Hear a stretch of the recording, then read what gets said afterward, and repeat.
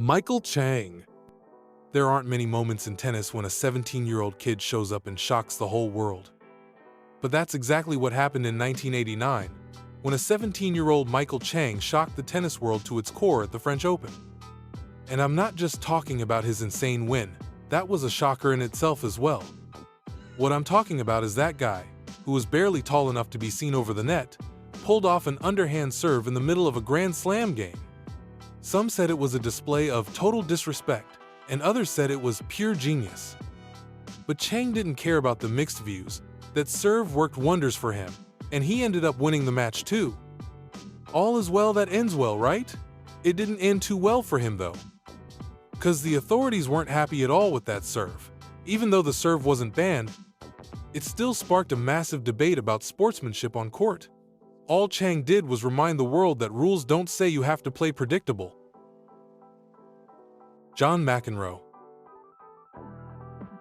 You cannot be. This historic line wasn't just a meme, it changed the rules of the game forever. It was a turning point for tennis. It wasn't scripted or planned, it was pure, boiling frustration caught live. The moment became a cultural flashpoint, replayed endlessly on sports reels. Suddenly, tennis had a rebel. McEnroe's on-court behavior was really getting out of control. The constant arguing with the umpire, racket smashing, and his on-court protests were getting so out of hand that the federation had no choice but to put a stop to it. Crowds were stunned. Commentators were speechless. What had once been eccentric now felt disruptive. Something had to give. The ATP stepped in with a whole new code of conduct for the game, and this time, they included point penalties for unsportsmanlike behavior. So, the next time your favorite player gets docked for points, there's only one man to thank for this, and it's John McEnroe. Love him or hate him, McEnroe forced tennis to draw the line. And once they did, the game would never tolerate chaos the same way again. Goran Ivanisevic and his rocket serve. Big Goran wasn't just a tennis player, he had a missile launcher hidden inside his hand. The way he used to launch that ball towards his opponent made it almost impossible for them to pick his serve, and that monstrous serve of his in the 90s was nearly unreturnable. All thanks to his dominance and all others like him, it led to faster court surfaces being slowed down, and a whole new type of balls was introduced too. Why? Just to make rallies longer and make matches more exciting for the fans. We used to love watching Goran's unplayable serves, but who's listening to us? So, the next time you see a 25-shot rally in the game, remember that Goran was among the players who made it possible. Ann White. It's hard not to talk about fashion when talking about tennis. Tennis players' attire is so elegant and always on point, right? This wasn't the case in 1985 when Ann White showed up at Wimbledon wearing, drumroll please, a full-body white lycra suit. It hugged every curve and looked more suited for a sci-fi film than center court. The outfit was within the all-white dress code, but it pushed every other boundary. People didn't know whether to clap or gasp. Wimbledon's traditional crowd didn't know what was going on. It created quite a stir among the crowd and the photographers. Flashes went off like fireworks, and murmurs rippled through the stands. Tennis had never seen anything like it. The play had to be stopped that day due to bad lighting, and the officials banned the suit right away as well. This incident did spark a wave of wardrobe regulations, and by the next day the officials advised her to wear something more appropriate. That's exactly what she did. Showed up in an appropriate outfit the next day and lost the third set. Maybe that lycra suit was her lucky charm. Who knows? Serena Williams. Speaking of controversial fashion, Serena Williams isn't a stranger to it as well. Do you guys recall the time when she wore a black Nike catsuit in 2018 at the French Open? It wasn't just a fashion statement, it was functional, sleek, and powerful. She looked like a superhero walking onto the clay. And in many ways, she was. That suit was designed to prevent blood clots, a serious health issue for her at the time. The French Tennis Federation? Well, they were not impressed at all. They straightway banned the outfit from the sport, saying players should respect the game. The move felt like a slap in the face to many. Critics called it tone-deaf, outdated, and even sexist.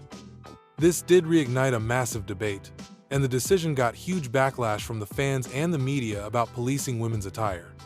But this didn't stop Serena from doing what she does, which is thrashing opponents left, right, and center on the court. She just made the switch to tutus and never stopped winning. Now, that's queen behavior for you, Nick Kyrgios, and his on-court antics. This guy right here is the real rule bender. If tennis had a rockstar rebel in modern times, it's him. Underhand serves? Check. Talking to fans in the middle of a match? Check. Arguing with umpires, opponents, and even himself? Triple check. You never quite know what he's going to do next, and that unpredictability is part of the draw. He brings chaos, flair, and just enough brilliance to keep you watching. For better or worse, he makes tennis feel alive. If that isn't pure entertainment, then I don't know what is. However, there were some people who were not entertained at all by his antics, and it was the officials.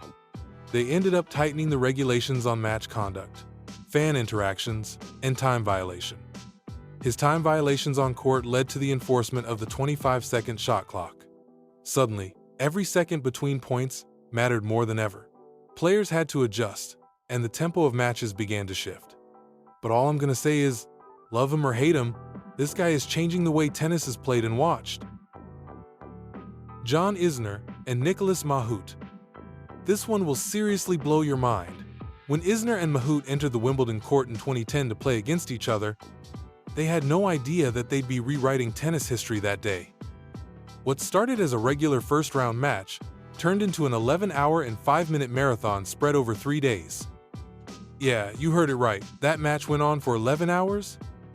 Isner finally won the game 70-68 after an intense fifth set.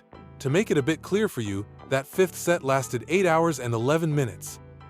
Heck, even the scoreboard stopped working at 47-47 because they hadn't been programmed to register results beyond that. Meanwhile, the crowd had no choice but to sit through all of it. I mean, who'd want to miss such an historic event like that? It wasn't just the fans who had no energy left. Despite winning the game, Isner was so tired that he lost the next rounds in straight sets. And I'm pretty sure Mahut couldn't look at a tennis ball without a slight twitch for a while. Their battle of endurance made the officials realize something very important. They now knew that it wasn't such a great idea to allow final sets to go on forever.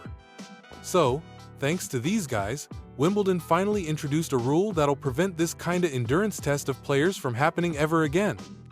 And if you're wondering, yes, the pair met once again at Wimbledon the next year. But luckily for them and the fans, that match was a normal one.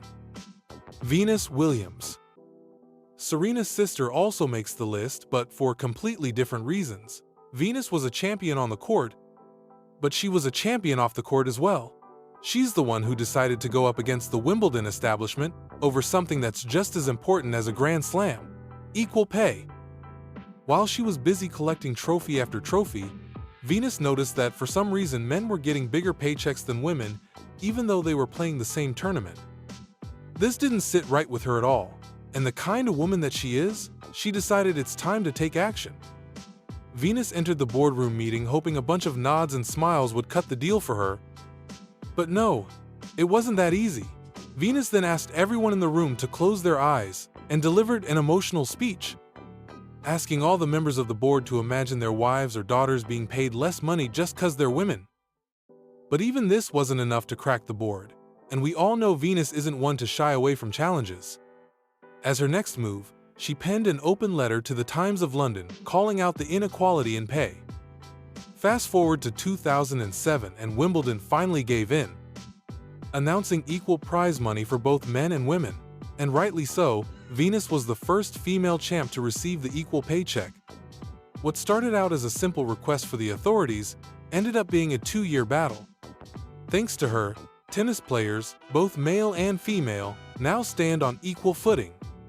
Yeah, Venus won many titles, but this might just be the biggest win of her career.